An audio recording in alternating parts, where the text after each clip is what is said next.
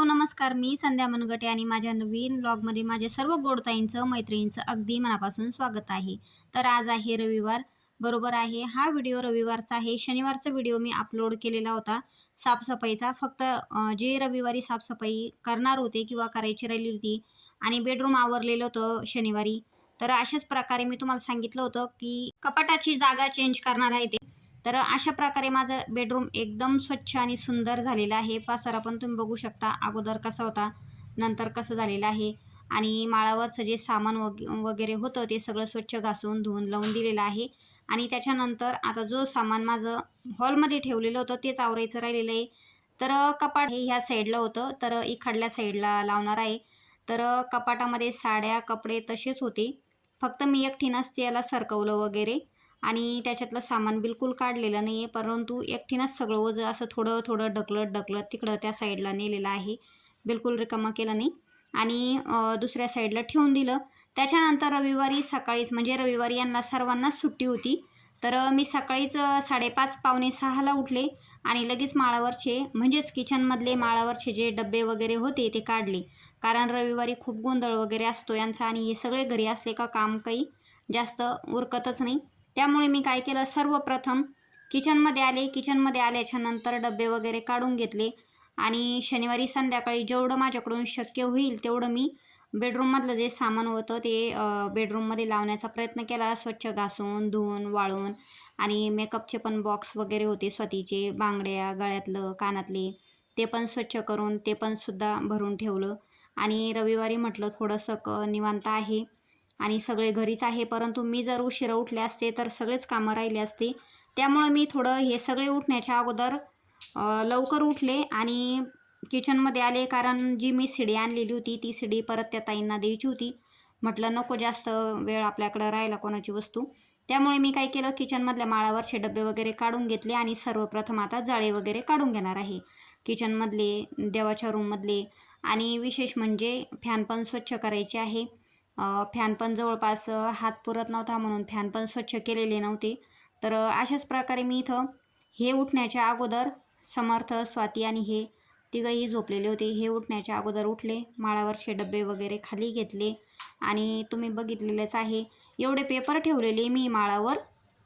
तरीसुद्धा खूप धूळ वगैरे, आमच्याकडं मोकळं आहे, बांधकाम चालू आहे, तर खूपच धूळ वगैरे बसती. आणि असं रेग्युलर मी उन्हाळ्यात जे असतं उन्हाळ्यात किंवा किराणा भरला दर महिन्यात, तर खालचे जे डबे असतात रॅकमधले ते डबे वगैरे घासत असते उन्हाळ्यात आणि दर महिन्याला किराण्याचे.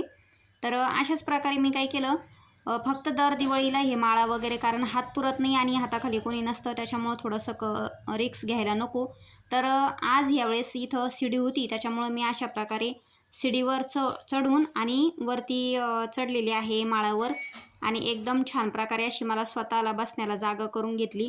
म्हणजे जे स्टूलवर उभं राहून पटपट डबे वगैरे खाली काढून घेतले, पेपर पण काढून घेतले आणि त्याच्यानंतर जे छोट्या छोट्या वस्तू होत्या, मग स्टूलवरून काही हात पुरत नव्हता.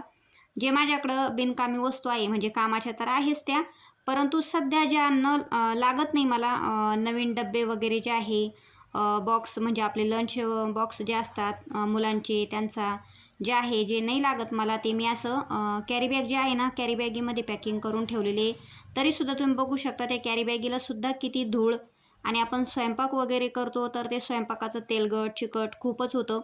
तरी विशेष म्हणजे आम्हाला किचनसमोर माझी खूप मोठी अशी खिडकी आहे, म्हणजे सगळी धूळ, ठसका वगैरे सगळं डकमधून बाहेर जातो. तरीसुद्धा एवढी धूळ झालेली आहे. आणि हेच सामान आवरता आवरता मला करंजी करायचं पात्रसुद्धा सापडलं. म्हणजेच करंजी करण्याचं आपण जे आणतो ते सुद्धा मी एका डब्यामध्ये, एक नवीन किसनी, करंजी करण्याचं एका समर्थाचा बिनकामी जो लंच बॉक्स होता त्याच्यामध्ये स्वच्छ करून ठेवलेलं होतं. तर अशाच प्रकारे म्हटलं चला ही आपण छोट्या वस्तू स्वच्छ करून घ्यावा. आणि जे घासण्यासारखं आहे ते घासायला, म्हणजे यावेळेस काय केलं मी, दर दिवाळीलाच एकटीच असते परंतु एकटीनंच सगळं सामान वगैरे काढायचं, स्वच्छ करायचं. माळा ज्या आहे त्या फक्त दिवाळीला किंवा आडमध्ये जर वेळ भेटला, कोणी जर सोबतीला असलं तरच मी माळा आवरत असते. नाही तर एरवी फक्त खालचं जे रॅक आहे डब्याचं आणि आपलं जे ताटं भांडे आपण वगैरे लावतो ते रॅकच आवरत असते उन्हाळ्यात आणि संक्रांतीला वगैरे. फक्त दिवाळीलाच माळा वगैरे आवरते. तर अशाच प्रकारे मी माळा वगैरे सगळ्या स्वच्छ करून घेतलेल्या आहे.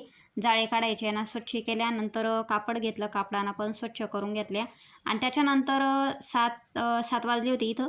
7 वाजले तर ते पण उठले. त्यांना थोडासा आवाज वगैरे होत होता माझा, तर त्याच्यामुळं ते पण उठले. मग त्यांच्याच हातात मी हे दिलं. शिडी त्यांनी इकडं सरकवली आणि ज्या वस्तू मला खाली घ्यायच्या होत्या त्यांनी पटपट घेऊ लागले. आणि हा फॅन बघा किती खराब झालेला आहे. जे धूळ वगैरे पण बसती आणि स्वयंपाक वगैरे करतो त्याचं पण तेलकट चिकट वगैरे, त्याच्यामुळं फॅन एवढा खराब झालेला आहे. तर त्याच्यासाठी मी एक सोल्युशन तयार केलेलं आहे. इथं गरम पाणी घेतलं. गरम पाण्यामध्ये थोडंसं आपलं कपडे धुण्याचं म्हणजे डिटर्जंट पावडर, माझ्याकडे व्हील पावडर आहे, ते व्हील पावडर टाकलं. थोडंसं एकदम कडक पाणी घेतलं आणि थोडंसं मीठ पण टाकलं आणि एक कॉटनचा कपडा घेतला. तर ते पूर्ण मिक्स करून घेतलं. हाताला तर खूप चटके बसत होते, पण थोडं थोडं घेऊन मी त्याला एकदम थोडंसं कपडा फिरून भिजू घातलं. आणि नंतर एकदम आपली स्क्रब घासणी तर त्यानं थोडं हळूहळू असं स्वच्छ करून घेतलं, घासून घेतलं. आणि कोरड्या कपड्याने छानपैकी असं ओल्या कपड्याने थोडंसं पुसून घेतलं. तर तुम्ही बघू शकता किती छान असा स्वच्छ झालेला आहे माझा फॅन. आणि किचनमधला फॅन झाल्याच्या नंतर आता हा देवाच्या रूममधला फॅन आहे. याचा पण तुम्ही रिझल्ट बघू शकता कसा झालेला आहे. थोडासा पिवळसर होता, तर तो पण एकदम स्वच्छ झालेला आहे. त्याच्यानंतर हॉलमधला पण घेतला. तर फॅन पुसायलाच मला जवळपास 1-1.5 तास गेलेले आहे, 4ही फॅन पुसायला. हा बेडरूममधला आहे आणि हा देवाच्या रूममधला आहे. अगोदर कसा आणि नंतरचा कसा ते जुने लोक बायका म्हणायचे बघा, हात फिरे तर लक्ष्मी फिरे, त्या प्रकारचंच असं बरोबर आहे ती म्हण. आपण जेवढी स्वच्छता केली तेवढं खूप असं छान प्रसन्न वाटतं. तर इथं सगळे फॅन स्वच्छ करायला मला 10 वाजले होते आणि माझे फॅन आणि पारशे कामं होईपर्यंत त्यांनी देवपूजा केली होती. फॅन वगैरे झाल्याच्या नंतर माझी माहेरची आठवण म्हणजेच माहेरची वस्तू आहे ही. तर अशाच प्रकारे आता ह्या स्टोव असे कुठं पाहायला भेटत नाही, परंतु माझ्याकडे आहे. मी जीव लावून ठेवलेला आहे आणि हा पण स्वच्छ करून घेते आणि नंतर मग बाकीचे कामं. हॅलो, नमस्कार. मी संध्या मनगटे आणि परत एकदा माझ्या सर्व गोडताईंचं, मैत्रिणींचं व यूट्यूब फॅमिलीचं परत एकदा स्वागत आहे. तर तुम्ही बघू शकता आता 4:30 झालेले आहे. जवळपास मी सकाळची 6 वाजेची उठलेली आहे. सकाळचे कामच चालू आहे. कालचा पण व्हिडिओ झाला तर समोरासमोर मी आलेली नाहीये. आताच फक्त समोर आलेली आहे. म्हटलं चला व्हिडिओमध्ये स्वागत करूया समोरासमोर येऊन. तर अशाच प्रकारे आता 4:30 झालेली आहे.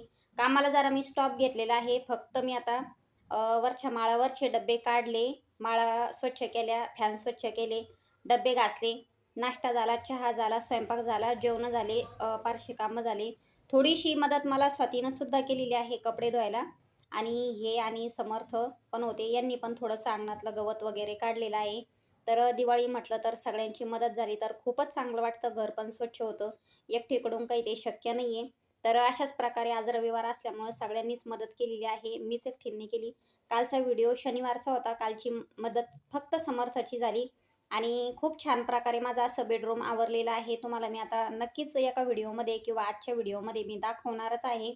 तर आता 4:30 झाले. किराणा भरायचा आहे, त्याच्यामुळं कामाला स्टॉप घेतला. नाही तर अजून जवळपास 1.5 ते 2 तास दिवस आहे.